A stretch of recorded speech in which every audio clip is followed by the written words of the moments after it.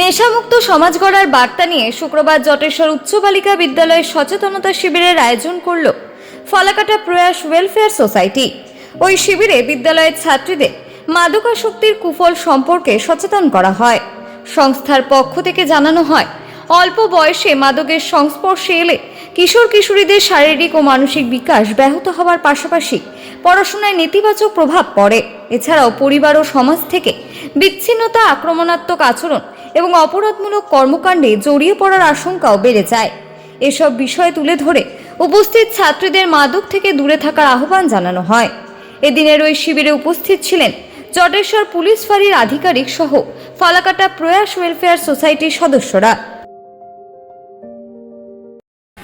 আজকে আমরা এখানে ফালাকাটা প্রয়াস ওয়েলফেয়ার সোসাইটির পক্ষ থেকে জটেশ্বর গার্লস হাই স্কুলে একটি নেশামুক্ত সমাজ গড়ার লক্ষ্য নিয়ে একটি সচেতনতা শিবিরের আয়োজন করেছি। আমাদের এখানে আজকের এই সচেতনতা শিবিরে নাটকের মাধ্যমে আমরা বোঝাচ্ছি যে কী করে নেশাকে মুক্ত করা যায় এবং নেশামুক্ত সমাজ গঠন করা যায়। তাছাড়া আলোচনা সভার মাধ্যমেও এবং বিভিন্ন বক্তব্য উপস্থাপনের মাধ্যমে আজকে আমরা নেশামুক্ত সমাজ গড়ার লক্ষ্য নিয়ে এই স্কুলে একটি অনুষ্ঠানের আয়োজন করেছিলাম। আপনার নাম? শুভজিৎ সাহা, সভাপতি, ফালাকাটা প্রয়াস ওয়েলফেয়ার সোসাইটি। ঠিক আছে।